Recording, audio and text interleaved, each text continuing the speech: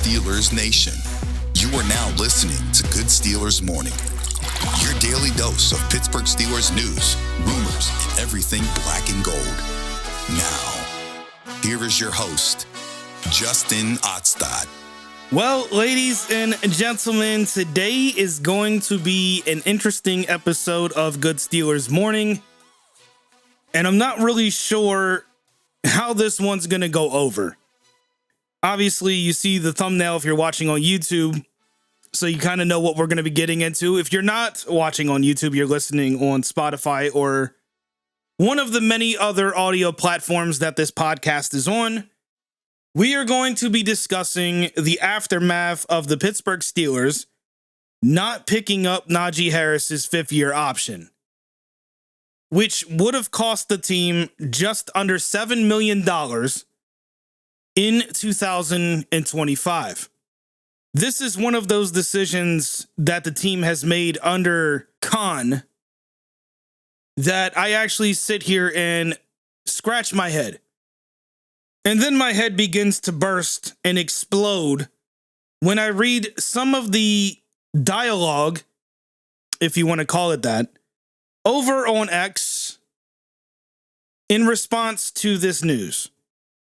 You have a lot of people that, and I'm just going to be blunt about it, almost seem like they're happy that the Steelers didn't pick up the 5th-year option for their running back. For the man that has had 3 in all the seasons of him being in the NFL. 3 1,000-yard rushing seasons. 1,000 plus, mind you. This is going to be an interesting episode, folks. Oh boy, we got a lot to unpack with this one. The disrespect. I guess we could start there.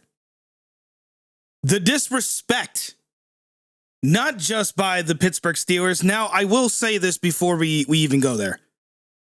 The Steelers still could extend Najee Harris before the season. That is very possible. Just want to put that out there. So before I go trashing the Steelers for this decision, let's pump our brakes.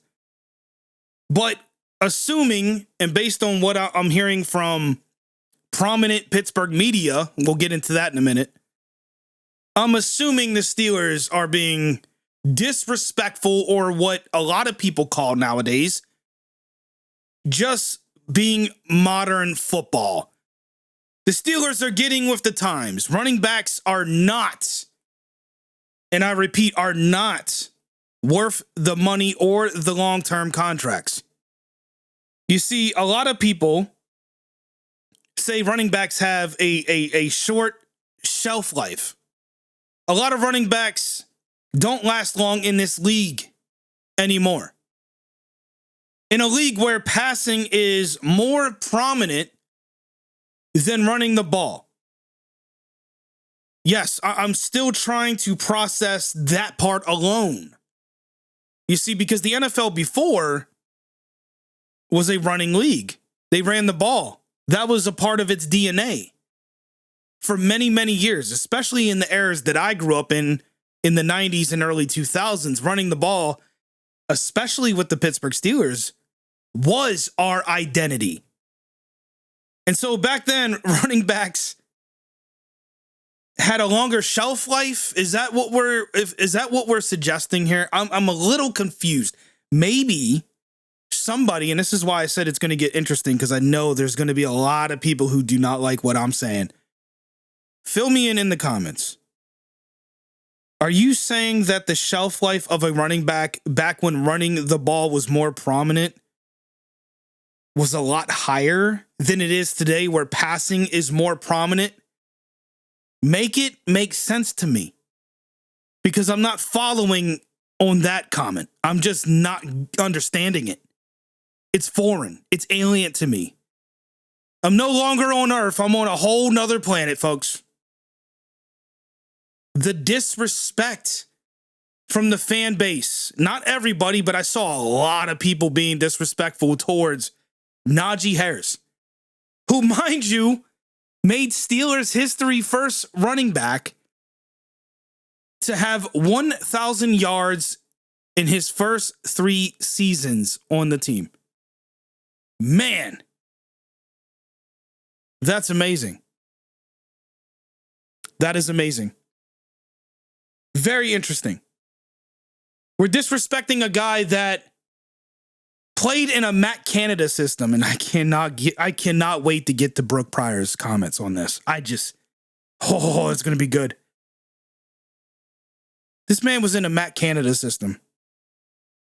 This man had one of the worst. We talked about this yesterday. He had one of the worst offensive lines you could have in football. Not the worst, because I know there's going to be somebody out there with the stat books open. Not the worst, but one of the worst.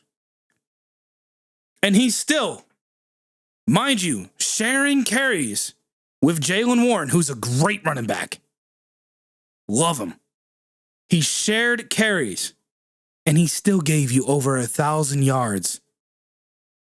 He still gave you over 1,000 yards. And your response to the Steelers skipping out on paying this man just under $7 million is, oh, well, we can get another running back.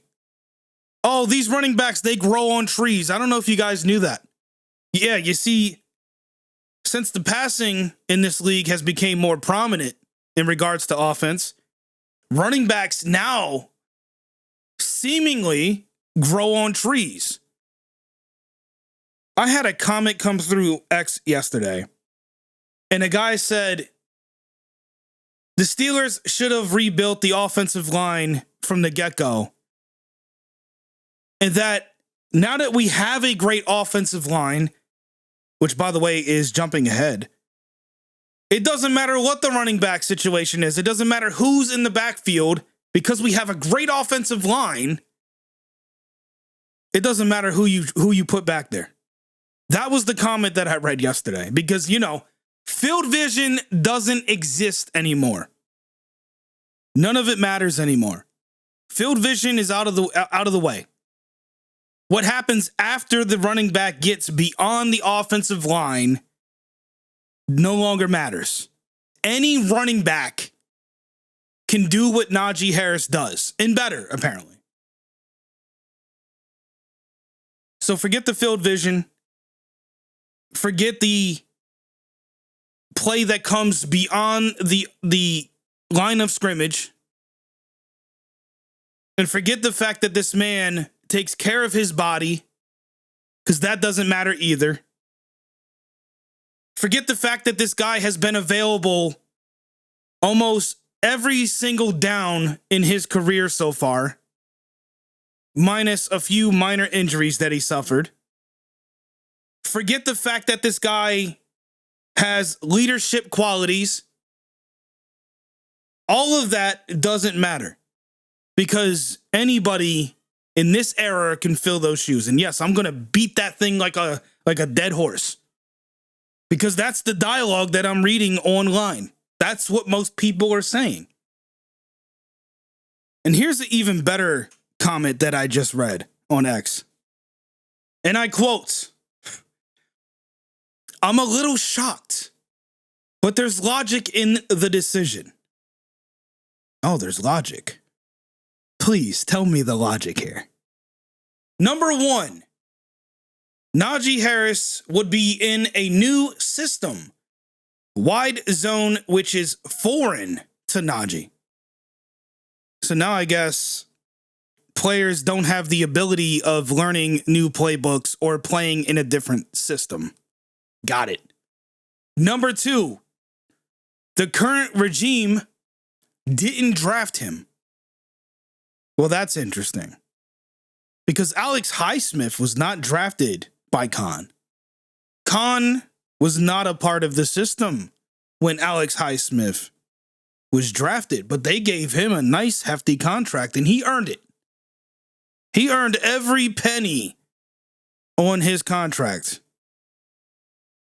But Najee Harris, 1,000 plus yard seasons every year that he played in the NFL, with one of the worst lines, with one of the, if not the worst offensive coordinator in football. That doesn't matter.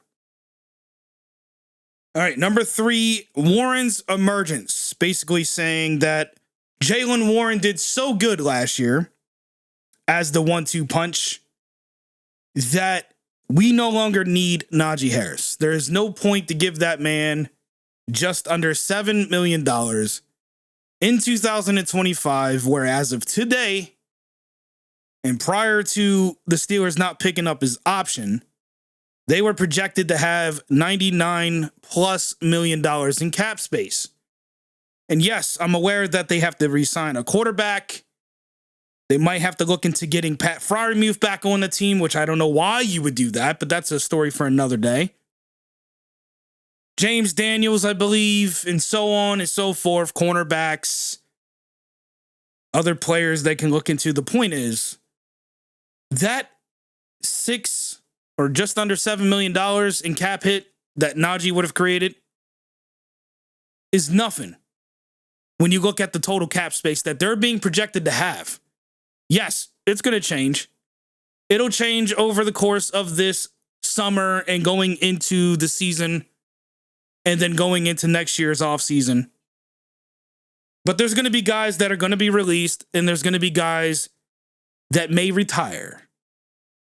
Think you know who I'm talking about. Love you, Hayward.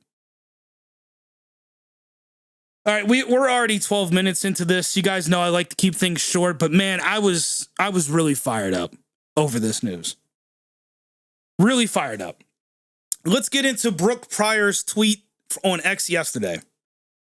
This is what she had to say in regards to the Steelers' decision. And I quote, "With the new offense being installed, the feeling is the organization wants to see how Harris and the running backs function in Arthur Smith's offense before they make a longer-term commitment to him. It's my understanding the Steelers are still open to doing business with Najee Harris, who's the first Steelers running back to rush for 1,000 yards in each of his first 3 seasons in the future." And this is my favorite part. "For now, the Steelers are in wait-and-see mode." Oh, boy. So let me get this straight. The Steelers don't feel comfortable with Najee Harris being in Arthur Smith's offensive system. And that is the reason that they did not want to pick up his 5th-year option. They don't trust the man that, again, under Matt Canada, was able to get multiple 1,000-yard seasons. And I'm sorry that I said that like 6 times in this episode. But they're facts. And I like to talk about the facts. Make it make sense. Because right now, to me, it's not making any sense at all. Maybe I'm just a complete idiot. Moving on to Jerry Dulac. He says the Steelers could always sign Harris to a new contract at the end of 2024 or place the franchise tag on him. Sounds great in theory, doesn't it? They could. They could sign Harris at the end of the season. But there's one giant issue with that. That would require Harris to be okay with this situation, with the fact that the team did not believe in him. Has anyone else been watching Harris's reactions to some of these things over the years?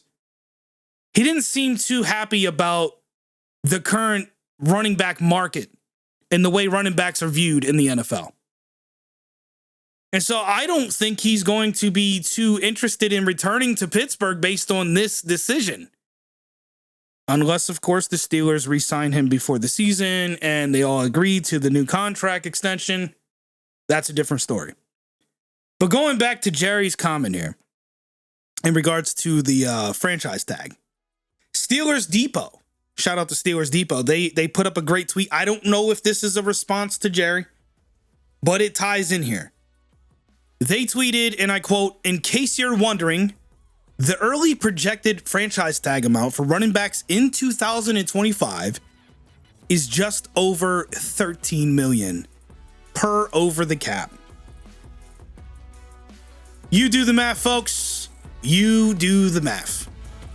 What's my opinion on this decision? I think it was stupid. And that's today's episode, folks. You guys enjoy the rest of your day. Enjoy your weekend. I'm going to try to grow my brain cells back. See you guys in the next one.